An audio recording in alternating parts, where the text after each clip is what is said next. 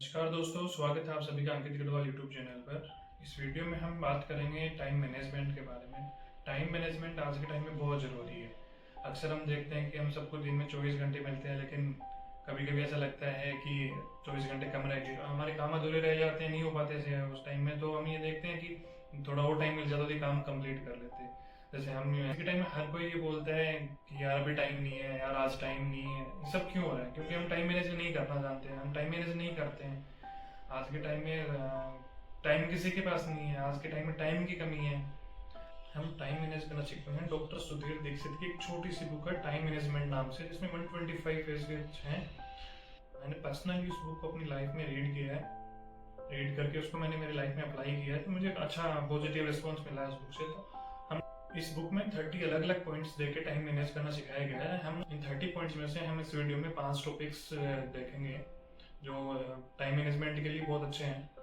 तो चलिए वो टॉपिक्स देखते हैं। पहला इम्पोर्टेंट पॉइंट है प्राथमिकता देना, प्रायोरिटी रखना वर्क्स के लिए। जैसे कि हमारी लाइफ में डेली हम बहुत सारे काम करते हैं, जिनमें से हम प्रायोरिटी के हिसाब से उन वर्क्स को रखेंगे। जैसे मोस्ट इम्पोर्टेंट इम्पोर्टेंट, उसके बाद थर्ड पॉइंट पे हम उनको रख लेंगे। जैसे कर भी दिया तो ठीक है, नहीं किया तो भी कोई बात नहीं, ऐसे रख लेंगे। मोस्ट इम्पोर्टेंट वर्क्स होने के बाद में हमें उन वर्क्स पे ध्यान देना है जो हमने प्रायोरिटी के हिसाब से रखे हैं।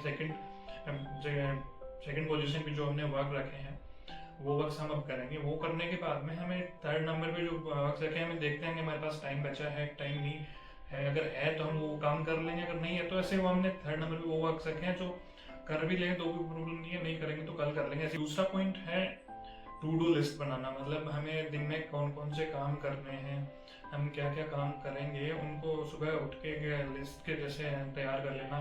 थर्ड पॉइंट है टाइम ब्लॉकिंग। टाइम ब्लॉकिंग से मतलब है कि पॉइंट नंबर 2 में आपने जो लिस्ट बनाई है, टू डू लिस्ट जो बनाई है आपने, उसके लिए उसके सारे कामों के लिए टाइम स्लॉट तैयार करना। जैसे कि आप सुबह 6 बजे उठते हो, 6 बजे उठने के बाद आप मॉर्निंग में जिम जाते हो, 6:30 to 7:30 आपका जिम टाइम है।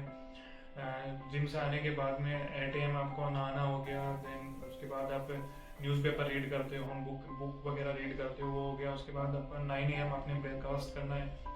ब्रेकफास्ट होने के बाद में आप 9:30 to 5:30 ऑफिस टाइम रहता है, तो आप 9:30 ऑफिस गए। ऑफिस जाने के बाद में 10:30 to 11:30 आपका मीटिंग रही है। उसके बाद में ऑफिस वर्क जो आपका है। फोर्थ पॉइंट है ना बोलना।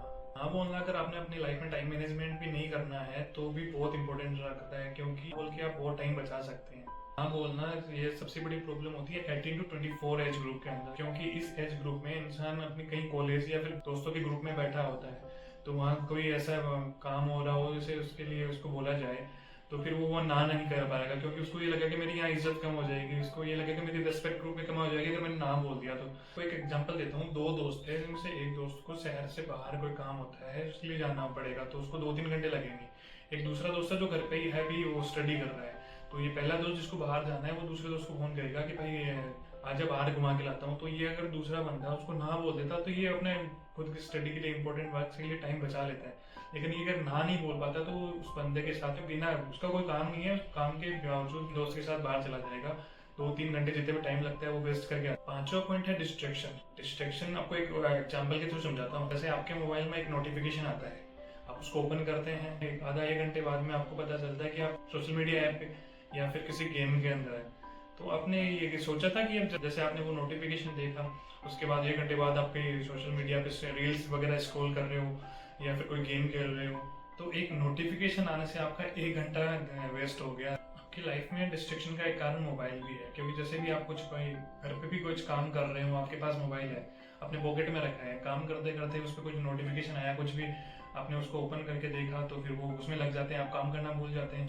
जैसे ही आप कुछ काम कर रहे हो तो आपको या तो फ़ोन साइलेंट करके रख देना चाहिए, या फिर आपकी सोशल मीडिया ऐप्स की जो नोटिफिकेशन है आपको वो बंद करके रखनी चाहिए, ताकि आपसे आप डिस्ट्रैक्ट ना हो पाए। और ये 5 पॉइंट आपके टाइम मैनेजमेंट में बहुत उपयोगी होंगे, लाइफ में अप्लाई करके देखने चाहिए। दोस्तों, टाइम सबके पास 24 घंटे होते हैं दिन में, यूटिलाइज करना आना चाहिए, यूटिलाइज करना सीखना चाहिए।